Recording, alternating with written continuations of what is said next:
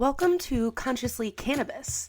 I'm Carly, host of Consciously Clueless, the podcast bringing you this series. Together with guests, I'll be exploring cannabis through lenses of sustainability, mindfulness, and plant-based living. Bonus content from Consciously Cannabis will be available at patreon.com/consciouslycarly. Take a hit, or don't, all are welcome here, and let's get lit. Happy to be here and talk about being conscious and cannabis, some of my favorite topics. I love that. We're in the right spot then, right? Yeah, absolutely. Are you a founder of CBG Gurus, correct? So the titles I gave myself are co-founder. I've got one founding partner and I'm the CEO right now of the company also. Awesome. So can you tell listeners a little bit about the company and we'll start there? For sure. So the CBG Gurus, we established our company in 2020, but we actually had our first outdoor cannabis crop in 2021. And I guess the idea behind establishing the CBG Gurus was Jake, my business partner, and I were both fresh out of college and kind of had to decide whether we wanted to get jobs or try doing our own thing. So I actually grew up on 13 acres in Harwinton, Connecticut, and the property wasn't being used for very much. So after establishing the company, I spent a large part of my senior year of college like really planning for our first outdoor crop. And then after graduating, basically moved back home to Connecticut and put 100 plants in the ground outside. That was my first big outdoor. I had a really good mentor in college, so I had some experience growing indoors in tents, but that's a totally different ballgame than really anything at scale or just like outdoor cultivation compared to indoor in general. And then that first summer in 2021, we also built out our lab. We do ice water extraction here in-house because we really wanted to be as vertical as possible and keep everything in-house as much as we can. And nobody in the hemp industry really doing ice water extraction. We wanted to try that out. And we also are big believers that's the healthiest, purest, best form of cannabis extraction. We wanted to employ that for ourselves.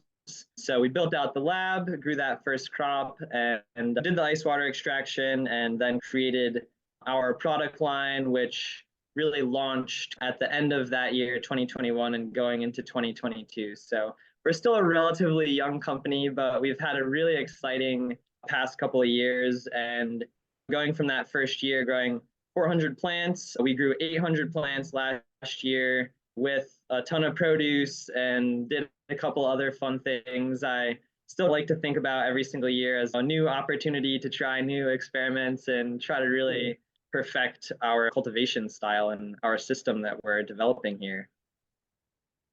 So I thought maybe it would be a good idea for listeners to get this out of the way. CBG Gurus. CBG might be a different configuration of letters, I'm guessing, than some people have heard. So could we circle back to that? Absolutely. So that is a key point that I actually missed in the introduction. Back in the summer of 2020, when Jake and I were really trying to figure out what we wanted to do, if we wanted to do something, what the plan was going to be, the CBD market was already starting to be a little bit flooded. Prices for biomass were like already pretty low, and we weren't planning on growing hundreds of acres here, so we weren't planning on just selling it as biomass wholesale to some other producer to make their products. Is that what biomass would mean, is selling to somebody else? Correct. Yeah. So that's what a lot of the large scale farms, like we'll say on the West Coast or Colorado, will do. They'll just grow hundreds of acres and mow it down with a tractor into big sacks, and then it gets shipped off to big extraction companies and the CBD that you find in your lotions that are in Walmart or just like all the big brands. It all has to come from somewhere. So a lot of the people who don't grow their own rely on those suppliers. But I wanted to grow my own, basically. So we had to figure out how to make that work from the perspective of building a brand. That summer, I actually discovered CBG and we ended up ordering some CBG smokable flower online from another farm, as well as some CBD smokable flower. And we tried them both. And this was our first time experiencing CBG. And we were sober when we tried it initially, and definitely felt the effects more than we tend to feel CBD. It is Hmm. totally not intoxicating, but we do like to think it's a little bit more psychoactive, almost like how caffeine is psychoactive but non intoxicating. It makes you feel something in your brains, especially. And the mantra kind of that we've come up with over the process of building the brand is that we like to say CBG has more of an aware, uplifting focus type effect. So we really love to use it during the daytime just to help with mood, concentration, anxiety, inflammation. It does a lot of great things, that's for sure. And again, in trying to build the brand, we felt we could focus a little bit more on this. And it's been a interesting process educating basically every single person that we sell to as to what CBG is. But we're happy to do it, really happy to be out there educating everybody. And we're big believers in the product, is why we decided to start building our brand around CBG. And over the past couple of years, we've definitely developed a more complete product line. We've got CBD and we've got some really great nighttime products as well. So yeah, but that's how it started and what CBG is. People don't know that they actually call CBG sometimes the mother cannabinoid, because in cannabis plants, basically all cannabis plants make CBG first, and then the plant, through fun plant processes, will turn the CBG into all the other cannabinoids like THC or CBD. All to say, even weed plants make CBG first, and then the plant turns the CBG into THC.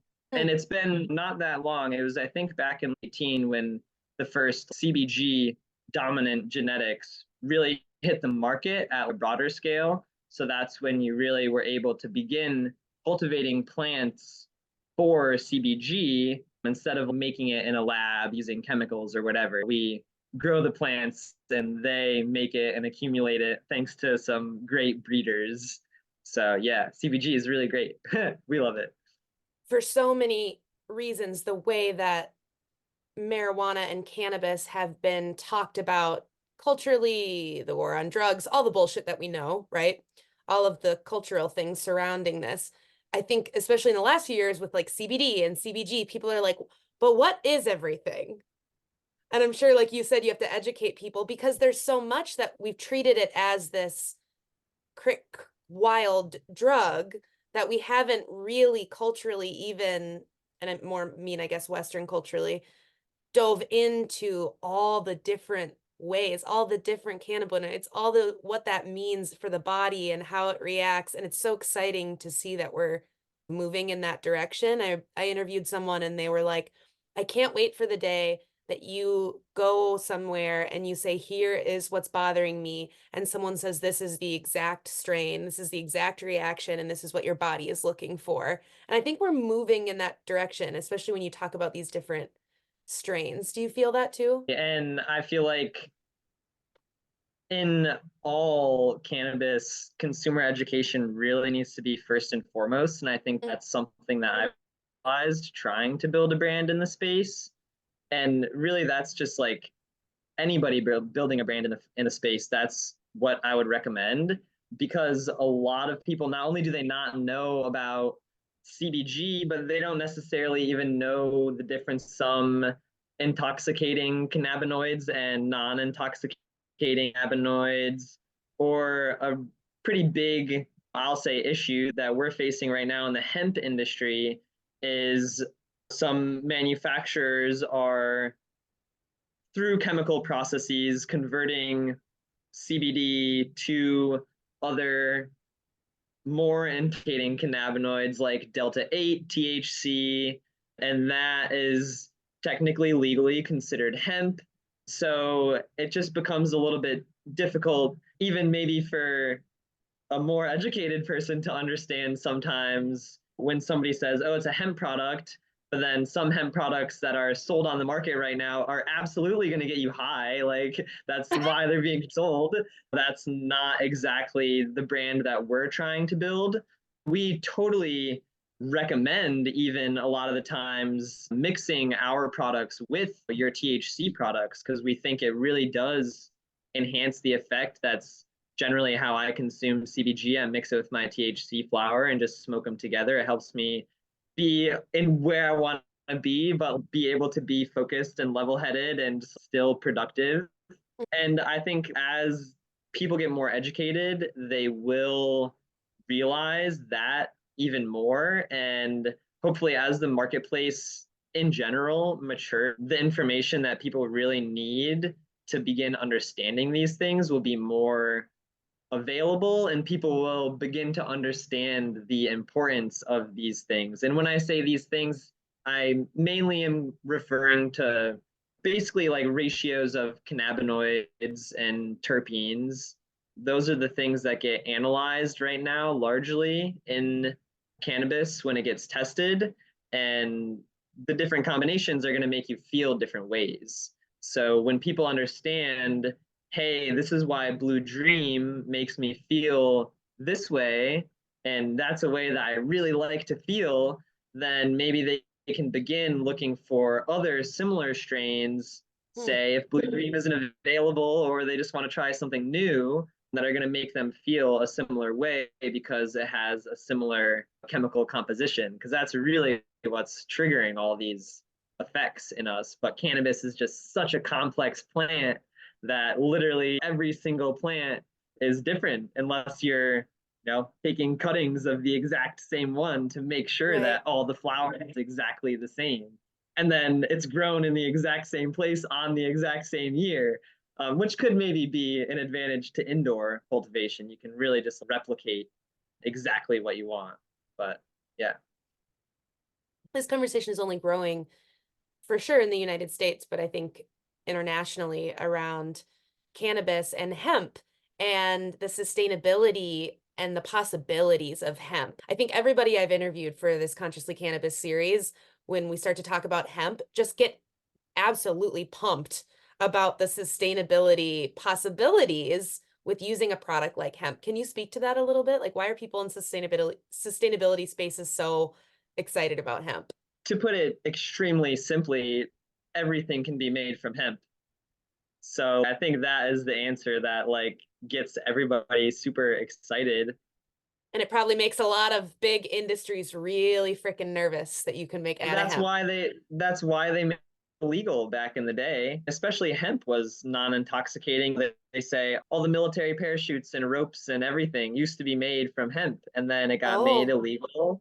I think because it was threatening, say the paper industry, just as one example, those guys had the money at the time.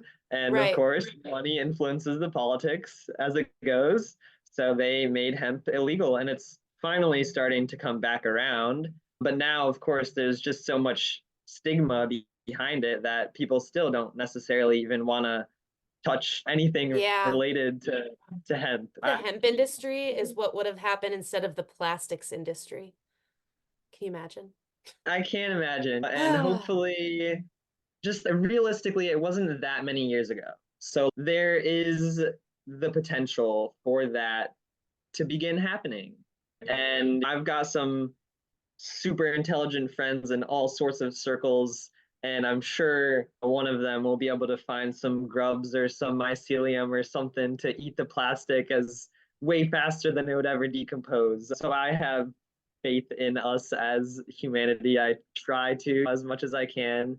But hemp is definitely super exciting from all aspects. Here, we, right now at least, just really are growing for the flowers. So we don't really, we're not making paper or like clothes or anything. Right now, again, we use our stalks basically just like to make biochar, or we'll just chip them and layer them back on top of the soil to keep it fully circular and make sure that nothing's going to waste. But industrial hemp is grown more like corn. It's planted normally with tractors, and they mow it down with tractors. It's planted like 1 foot by 1 foot, and you're just growing a telephone pole stick because you really want to maximize the amount of wood and bark that you get. Right. And that is the most effective way to do that. Instead of here, our plants are spaced typically 4 to 5 feet on center. We're trying to grow more bushy plants because we want to maximize flower production. But in doing that, we don't make as much wood or bark. But that's not what we're trying to do here. I would love to see a future where there's like way more manufacturing plants for hemp products, Mm. and I could just like ship my bark to them, or they would Yeah. come pick it up, give me 5 cents a pound or whatever. But unfortunately, right now on the East Coast, that infrastructure doesn't really exist too much right now. So Does there's it not really even anywhere? any. Yeah, it exists. It's starting to come more online in the West Coast, like Okay. West Coast area. There definitely are people out there growing for fiber hemp. So they do need processing facilities for all their fiber hemp. But not only do I not necessarily have the hundreds of acres to do that here, but it doesn't make sense financially for me to ship semi truckloads of this hemp across the country to these manufacturing plants. So I really love the idea of all the products, but I will say the hemp product I'm most excited for is Hempcrete. I don't know if you've ever heard of that. No, so I'm about to blow your mind then. Yeah, so again, to be brief, because I could probably spend a whole hour talking about just this, and I am not nearly as educated in the yet as I would like to be. I'm hoping about to take a class to learn how to really make the stuff with some professionals, maybe within the next year, so I could start doing construction, some hemp construction of my own. But basically, the general idea is you take hemp hurd, which is actually the interior woody part of the plant.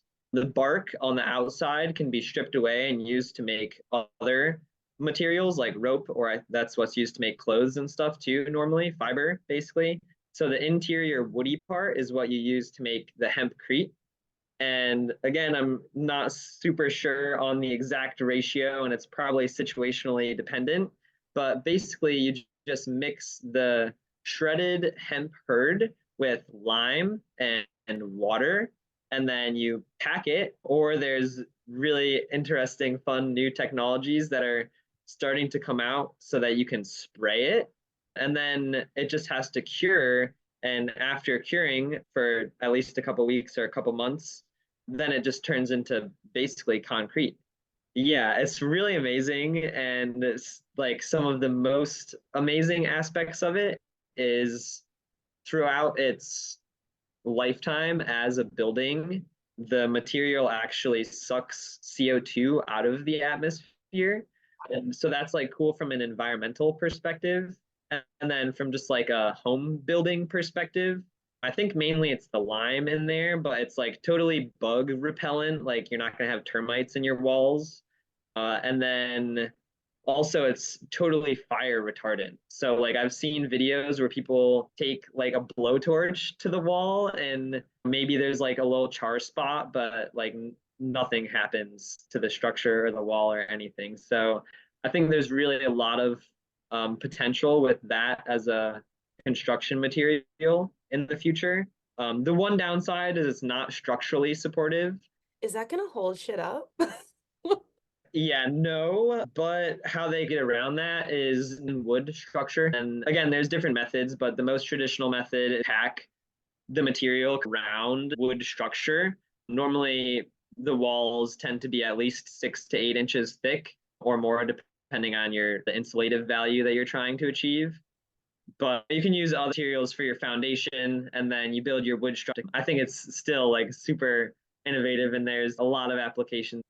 It's really just hit the US. You're in construction, you haven't even heard about it. So I think it's something that I'm interested in, and it will be an interesting process, something like that permitted when people have never heard about it before. But these are the hurdles that we're going to have to come over to make the world realize the amazing potential of hemp. You can make insulation with it too, and like plaster, you can make plaster board, really everything you a house except for the concrete for the foundation. Right. could be made from hemp, basically. I think your statement of, okay, putting it simply, everything can be made. It's like a throwaway, but it's so true the more and more I learn. And I feel like I'm just really go on the last couple of years going from someone who smokes weed to like being intentional about learning about the plant and possibilities and hemp and all of it like as a whole versus not just someone who smokes. Like I'm so eager to see what hemp can do in driving away some of the industries that are so detrimental to the earth right now. And I know that your business has a commitment to sustainability, and I think that's the reason you have the cold water extraction, or can you talk more about that? Sure, yeah. I'll make one more point before we get into ice water extraction, because that's a totally different Yeah. offshoot. Just that maybe you didn't know from about hemp in a totally different avenue is for seed. And the seeds provide a ton of like value.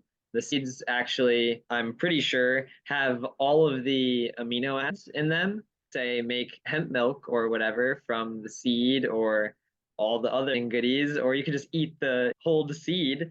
Um, exactly. They're super tiny, nutrient packed, and provide us with a ton of super nutrient dense food, but it can also provide us with everything that we basically all the materials in our world. And it provides us with ganja that we love to smoke and make other great medicines with. So I think that is a great set ice water extraction. One of the reasons why we make forms of ways to consume cannabis. It just is so flavorful, so mind blowing. I'm talking about it in the marijuana regard right now, but hash rosin and hashish, they're just all. And it realized the reason why we're doing ice water extraction is, yes, to be vertical, but also ice water extraction because the lab currently, we renovated the entirety of our basement basically. So there our lab is right now until I can put up a fun new hempcrete building. Um, uh, a lot of the other forms of extraction are rather dangerous, risk or explosion. So there was no way that I wanted to risk blowing up my house myself, lighting anything on fire. And there was also no way that the town would ever approve said activity, or maybe even my property at all. So it was very easy to convince everybody, hey, I'm just throwing a bunch of flowers in an ice bath and bada bing, bada boom. I get the homes and then make medicine with them. Um, I'll say they were a little confused, as some people are, when you talk about ice water, but it's safe and it was easy to get everybody that we needed to be on board, even if they had never even for the DCP here in Connecticut never even heard of it, and they're the ones like regulating us on our action license. We had to teach them about it. It was a learning for everybody, but having a good variety of throughout my prior experience, I knew those were the types of products I wanted. Also knew it was going to make our brand unique in the space because, as I said prior, nobody else really doing it. That has maybe hurt us in some ways. The yields sometimes aren't amazing, but types of extraction, just like everything, is always a learning curve, of course. But I knew that's the type of lab that I would set up for a number of reasons. So that's why we pursued to geek out on you a little bit and educate the people about like how ice water extraction works and why, yeah, why it's considered a solventless form of extraction compared to some solvent-based forms of extraction that use, say, ethanol or like butane are the most popular, or supercritical CO2. Those are probably the three most popular solvents for solvent-based extraction. So in ice water extraction, what happens is a fire in, fire out. The best material that you put in is the best quality extract. So basically, if you're dedicating your nicest flowers, or trimmed up or anything, it's just all nice flowers covered in trichomes going into the washing machine, that's going to make the best hash. And for ice water extraction, especially, the best extract comes from fresh frozen material. So when we harvest our plants for ice water extraction, we actually don't dry them at all. We cut the branches off and then we quickly do like a trim to get all the big no trichomes. And then here on our farm now, we actually have a bucking machine, which saves us a lot of time at scale. So you feed the branch into this machine, and it's got some wheels on it, and it pulls it through and all get off when the branch gets pulled through. That saves us a lot of time. And then the flowers just go right into the freezer, and they can stay in there more or less indefinitely. They have to at least be frozen for 12 hours, whatever, before they get extracted. And when we're ready to perform the extraction, we've got this big, basically washer machine looking machine. That's how I always explain it to the old lady. Like, it's just a big washer machine. That makes everybody like totally able to understand it and envision it. But it is, of course, engineered to us. So it's clean and whatever. You're saying I'm like, I am a lady. I'm like, yes, keep dumbing it down for me. Yeah, and I'm like I'm a pretty big like visual learner. So if I can like really see like what somebody's trying to explain to me, it's like helpful. So we've got our big washing machine, and when we're ready to do the extraction, basically what happens is here's a tip for everybody. I like to get my water super duper cold before I load it in the washing machine, so I don't actually have to put that much ice in the machine. I mainly do the cooling prior, and then I load up our cannabis flowers into the washing machine, and I fill it up with the ice cold water, maybe a little extra ice. And then basically what happens is there's an impeller in the bottom that just rotates and causes a vortex in the water. So at high speeds, it looks like a tornado type hurricane is going on in there because like a big vortex. And on our machine, we can control the speed and the time that it takes and all that fancy stuff. So basically, the nugs get spun around in the ice cold water. And what happens in this is because it's so cold, like 32 degrees cold, everything's pretty fragile. So what happens is the heads, trichomes, actually separate from the stalks of the trichomes, and the heads get suspended in the water. So they're just suspended in the water. And then when we drain the washing machine, we basically drain the water through some mesh bags that have different size holes, which allows us to collect different grades of hash. And basically, all the water goes through the bag, and the trichomes get collected in the bags. And it comes out looking like a wet sand. And then, thanks to some new age technology, we use a freeze dryer, dry the hash, and this basically everything cool. It keeps all the terpenes preserved, and it makes it a lot rapid process as opposed to air drying. And it's a lot cleanlier, lots of benefits to freeze drying. So the hash gets freeze dried to get all, and then it gets sifted through to homogenize it, basically turn it into a nice even powder. And then for all of our hemp products, we actually mainly this, which is called bubble hash, to make all of our edibles, like our tinctures, are just MCT coconut oil. That's the base oil that we use, and it's infused right with the hash. So each bottle of tincture has got like over 2 grams of hash infused into it. They taste great because it's like a solventless process. It tastes just like the essence of the plant, we'll say, in not a negative way. No alcohol flavor. It tastes like a negative connotation is it tastes chlorophyll-y, which is like green chlorophyll. Like it just has it chlorophyll has a bitter taste to it that you'll know. And I guess an important ending point, the fact that the trichomes on the plant are where it really acts as a defense mechanism. Like that's what it does for the plant. So when some bug runs into the plant, they'll get stuck on them, or they'll pop open some glands, and then they'll get blasted with terpenes in the face, and it scares the bugs away. They don't like it. Like truly, it's a natural defense mechanism for the plant. That's what the trichomes are. But for our benefit, that's also where they store a lot of the beneficial secondary metabolites like the cannabinoids and terpenes that we're really going after from a medicinal standpoint. So the ice water extraction in particular, in my opinion, it allows us to really isolate that most desirable aspect. And then here on our farm, we actually use the rest of that green material that comes out when the washing process is complete to make fertilizer. And we act that to our plants. So it's a little bit, but they love it. And it creates a totally full circle process, which we love. It saves us money on fertilizer, which again, we love. And it's just absolutely, totally full circle, which makes me feel great as a producer in the space. And I, again, would love to relay a message because there's so much weight now in the cannabis, just like a little bit frustrating and upsetting because it is such a sacred plant that is, in my opinion, and back to the trichomes, outside because of the intensity of the sun and the wind and the bugs and everything, the plants tend to make more trichomes.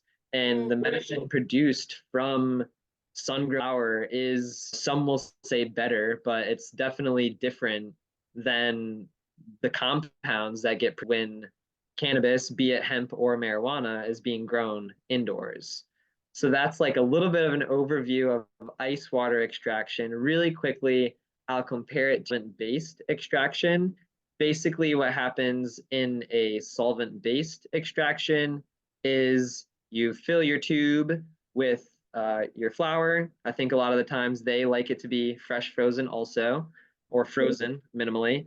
So you fill your tube with flour. What happens is you essentially flush through the tube of flour.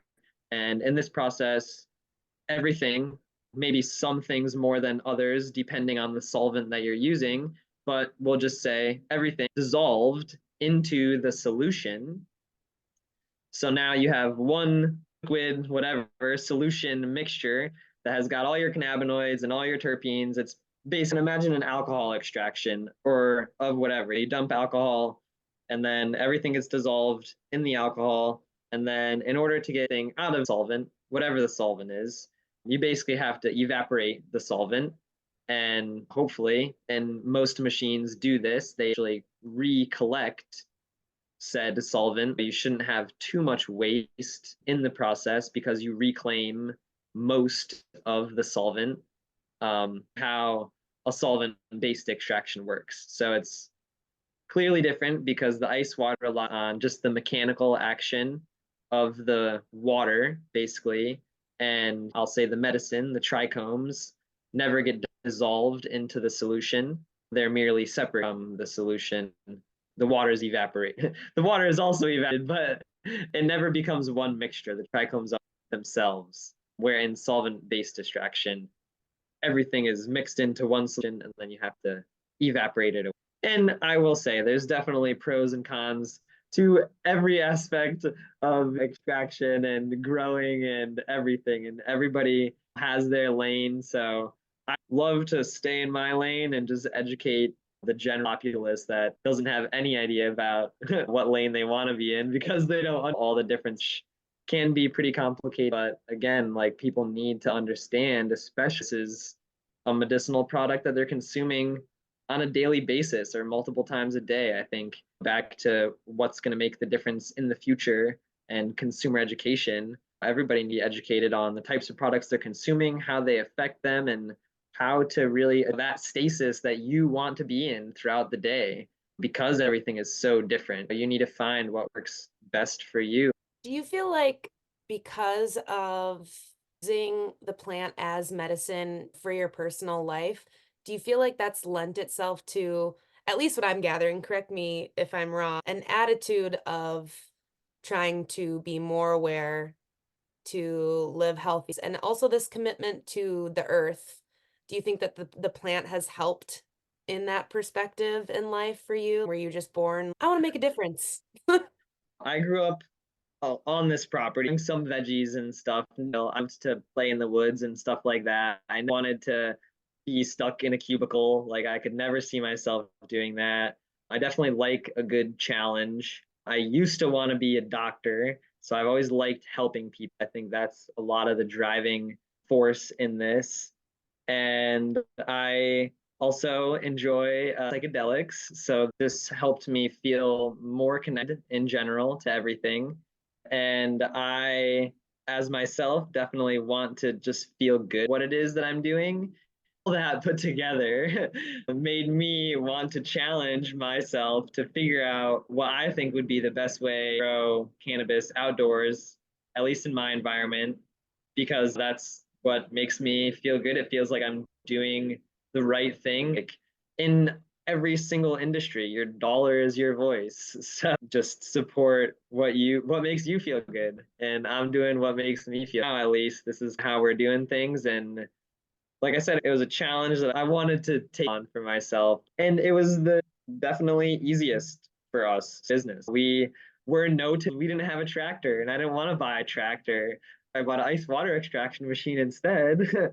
And for the first 2 years, we dug hundreds of holes by hand with pitchfork. Finally, last year, we got ourselves an electric auger, drill the holes for us, and that saves a lot of time and a lot of backs, but we're just like making it work. And I have definitely learned. We grew 500 pounds sweet potatoes as an understory crop last year, so that's like that was an experiment that turned out amazingly. We are a little bit unsure of our planting plan right now this year because of some things that are just like a little bit up in the air right now. But we might be growing twice as many sweet potatoes.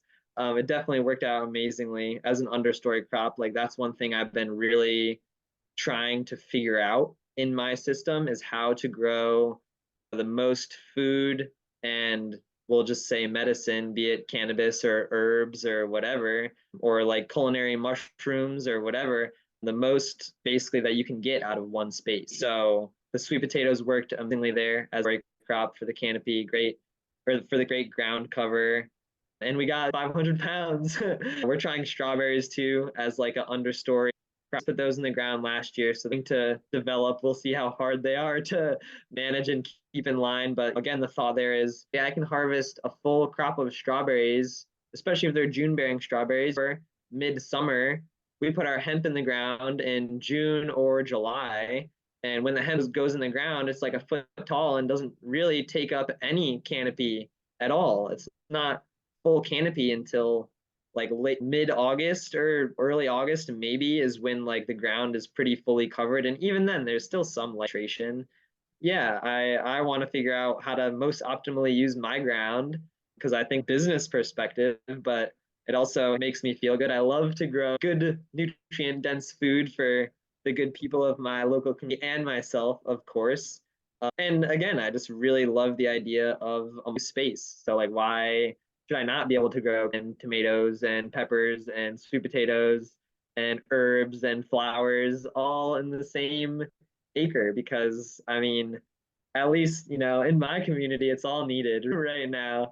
There's Yeah. not enough local food and farms and medicine for the people. So I'm happy to be a provider, but also, I'm an entrepreneur. I gotta self a little bit too. It's just beautiful how it's together, and every year I look at it as like a new experiment. So we'll take everything that we've learned over the past 3, 4+ years and apply it and try some new things and just hopefully continue to spread the word about just what it is we're doing. I think if you are a conscious consumer, then it's not that hard to see that we're doing something right, especially compared to anybody else who's filling dumpsters of waste like on a basis or whatever. And with a past consciously cannabis guest, I asked, what's the intersection and sustainability? And he was, in terms of smoking weed, the first thing you should ask yourself is, where'd you get your weed? Who are you support practices did they have? And I think that awareness is coming more and more, but this conversation really underlines that can make a big difference when you are deciding intentionally and consciously where to get, of course, anything we take into our lives and into our space, but especially something we're taking into our bodies. Absolutely. And I think that's like a really good point to make, especially now. The great thing about these recordings, they last in history forever, web. So just make the point now that yeah, find good brands and find good product because it's important now. People are to come online. Some states are making it more restrictive than others. So there might be a more limited number of options for small brands to support. Maybe you don't want to buy the absolute cheapest thing. That's the other point that for the future. So yeah, when cannabis goes federally legal, if it gets rescheduled, it's just going to be put right in the pockets of big pharma, which is not cool. But either way, the big corporations are going to come in. They're just waiting. They're waiting on the sidelines, and they're going to buy out all the big businesses that are already existing in the space. And I think at that history of cannabis, it's going to be more crucial than ever to have your brand and support them, because I foresee that they're just going to try to drive all the little guys by dropping the price to the floor, to a point where some little guys might not be able to afford to. So, now and into the future, it's definitely important to be a conscious consumer and support a brand that you actually believe in, what it is they're doing, their message, and how they're cultivating, really. Because I mean, at the end of the day, like, yeah, branding is great and important and cool.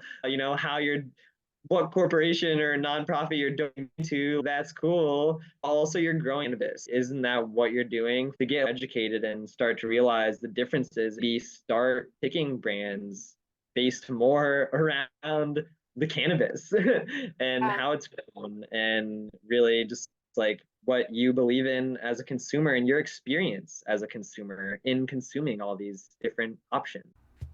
Thanks for listening to an episode of Consciously Cannabis. If you're not ready for this episode to be over, don't worry. Every Consciously Cannabis episode has bonus content. Sometimes guests and I will smoke together. Maybe you'll see some of my friends and I toke up. Who knows? Go to patreon.com/consciouslycarly and get all the bonus content. And thank you so much for listening to this new series. If you enjoyed it, remember to hit subscribe wherever you listen to your podcast. Share it with a friend. Tell someone you know. Anything helps, and I so appreciate it. See you next time.